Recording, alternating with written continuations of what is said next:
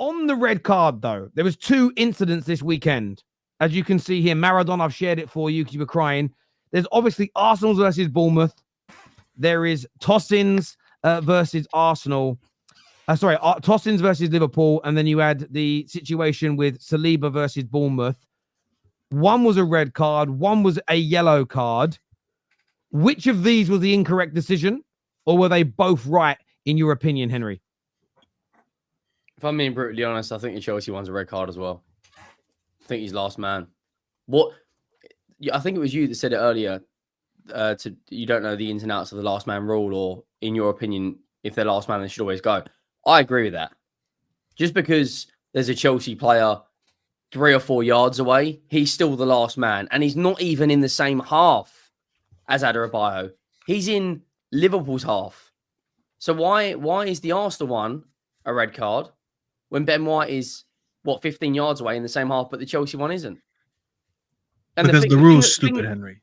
Because the rule is stupid. But you know what makes it worse though? Next week there'll be an instance the same as that, and it will be a red card again. But this is what I'm telling you, the rule is stupid, Henry. When they say the letter of the law, that's the issue. The letter of the law probably needs to change. Because I can't remember what game last year. Something like that happened in Man United. And someone asked why there was a game against us where I think one of our players got sent off for something very similar. And the letter of the law says, when the letter of the law says a denial of a goal scoring opportunity, if you're not running towards goal, they don't count that as a goal scoring opportunity. So you can be rounding the goalkeeper. You can be running this way and the goal's to your left, but because you're not running towards the goal, the rule differs. That's what I'm saying. Literally, the actual wording of the rule is what messes this whole thing up.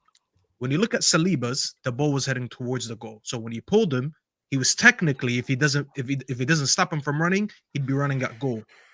The other one in the Chelsea game, the ball was heading a little bit towards the right, so it was going towards the sideline.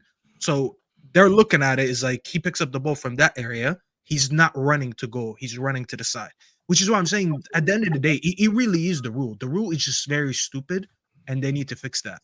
But we're gonna see this for I don't know. Like it's probably gonna happen like every day until they change that rule. Like the point, I understand that we have to sit here and discuss these things, but at no point do I think it's corruption. At no point do I think it's anyone targeting a certain team or this or that. It's just literally a refereeing issue, and I don't think it's even the referees anymore. It's the rules they're given to implement. So unless you change that rule, we're gonna be having this discussion like every other week. Yeah, I agree with having you. this discussion every other week. Every week, we're not talking about the football. We're having to dedicate. Tom, I think the league is scripted. I'm not gonna lie to you. Like at this point, I think the Premier League is scripted. I thought about it. I swear, I don't know why I thought about it this morning. I woke up and I was thinking, I was like, bro, how poetic is it that we got the Saliba red card and 24 hours later, but we know a similar one to discuss. Mate, but I said it straight after the Arsenal game. I don't know when I said it in the stream. I said, I guarantee you get this straight away. When Arsenal, remember the push in the back last season? Joel Linton on Gabriel. And they made this whole thing about that amount of force in someone's back is never a foul. I remember saying on a video just before the international break, I guarantee you in the first game back after the international break, something happens and they go the other way. And what happened? The smallest touch on the back of Alisson, they gave it as a foul, and every single referee pundit and every single person at the PGMO defended it. And you sit there, you can't make it up. It happens so regularly. It's unbelievable. I agree. I feel it's like a script. I almost feel like I don't think it's about targeting any team to hurt them. Sometimes I feel like they go, right, if we get the chance, if we get another one of these today, only give a yellow card because that will set the cat amongst the pigeons. That actually makes more sense than a conspiracy theory, just along the lines of let's dramatize it a little bit more. It's crazy. No, I won't lie, Terry. I do believe that it feels like VAR has been brought in for them to spice up the weekend. Like, I'm not saying they pick favorites. Like, if something's a little bit, we got our chance. 2 minutes to go. What do you think? And they just make a decision just to create some controversy. I don't think there's anyone targeted, but I just think the refs are rubbish in general, and VAR looks like it's a whole lot of drama. That's how it looks. Right? You lot are giving the PGMOL too much credit. You're making out like they're in a smart institution, which actually pre-plans stuff. Honest to God, since VAR has been introduced, VAR is a foolproof thing. Whenever I've seen it at the World Cup, very few issues. Whenever I see it in other leagues, very few issues. With us, it's its own weekly soap opera with new problems. I know more names of referees than I do know names of players in like Leicester. I know more referee names than players at Southampton because they cause more drama in the league. That's true. They're more relevant to the league because the amount of stupid stuff they do. This is the problem.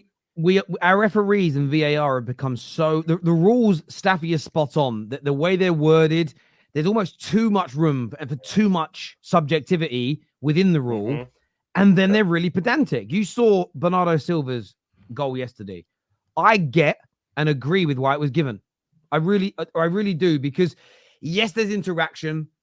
He moves out the way before the ball's headed. As he heads the ball, he's not. When he still shot it, he's not in his eye line.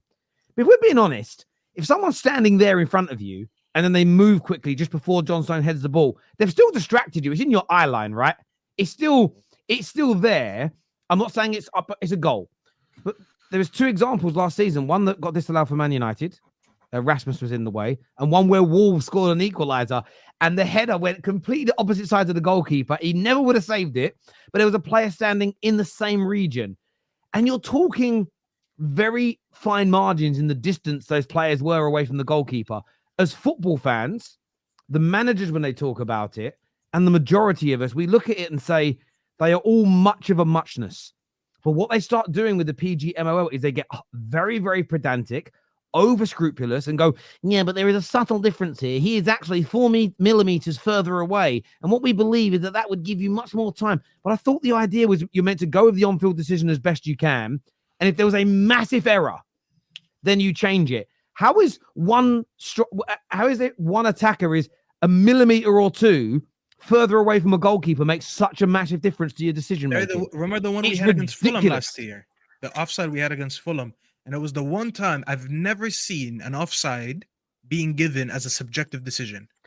They sat there and they reviewed it. I don't remember for how long, because I think Rasmus was offside. Someone was offside. And they just sat there. It was Maguire. It was Maguire. And they just sat there for 5 minutes thinking, but was he intentionally trying to like screen the goalkeeper or not? And I'm like, it's an offside. It should have been given within 5 seconds, because offside rules are the only thing that should be black and white.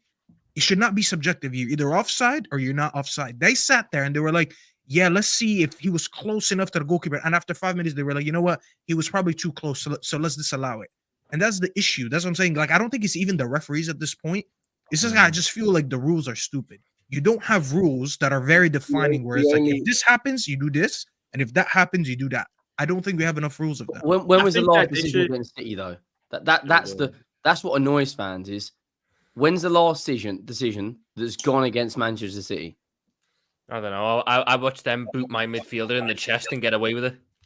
The only one I can think of is the Champions League when Sterling's goal got disallowed. And I'm not saying that the Bernardo Silva goal was right or wrong, but when is the last time a decision went like Jack Grealish FA Cup semi-final handballs it? Should have been that one. That was so away to Everton. Like, why?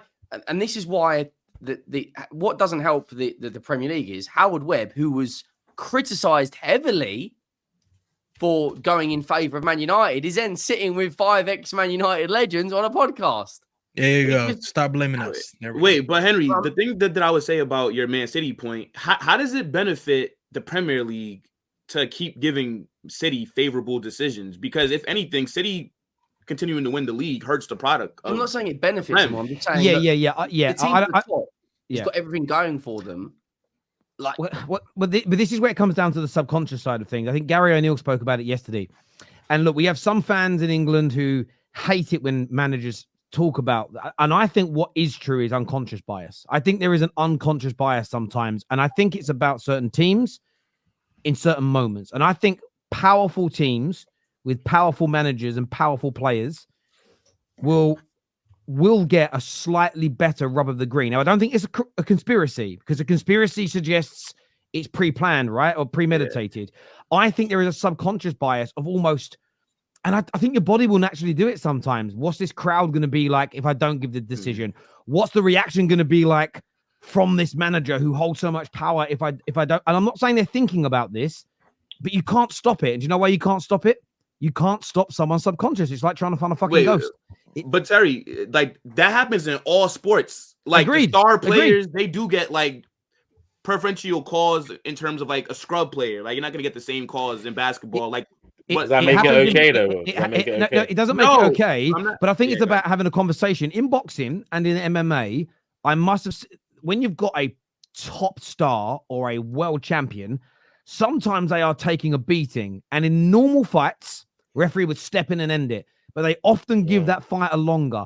I don't think they're told by the commission or the association or promoters, keep the man in there until he's literally rendered unconscious. I think there is a subconscious that goes through them that they don't know about because it's subconscious, that's almost saying to them, if I stop this too early, I could take the world champion's belt away and I could get massive ridicule. So I think they hold back. And I think that exists to a certain degree in football. That makes more sense to me than a conspiracy theory.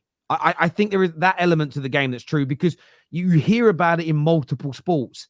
That's why I think it can't not exist in football if it exists in fighting. I mean, a lot of people that watch the NBA speak about this happening in the NBA quite a lot. And I've listened to like podcasts on it. And if it exists in other sports, it must exist in the Premier League. It can't not, surely. But I think the easiest way to maybe fix the issue is start having refs do post-game interviews as well. Like, if they want to be known so bad, right? It's like how Tom was saying that he knows refs' names more than he knows some of the Southampton. So I think VAR should be mic'd up where like everybody could hear who the guy the refs talking to. Will, this was supposed to happen 2 years ago. But 2 years later, we're still nowhere on it. I didn't know that. No, we are the only. We literally VAR is so flawed, and the PGMOL is so flawed. They watched the summer. The one, you know what was great about the Euros? Semi-automated offsides, done in a second, and you get the images up quickly, and you're going, yeah, fair enough. We've turned it down twice. We said we'd have it, and then we went, oh no, we can't get it in for the start of the season now. We'll get it in around October. Then, don't we?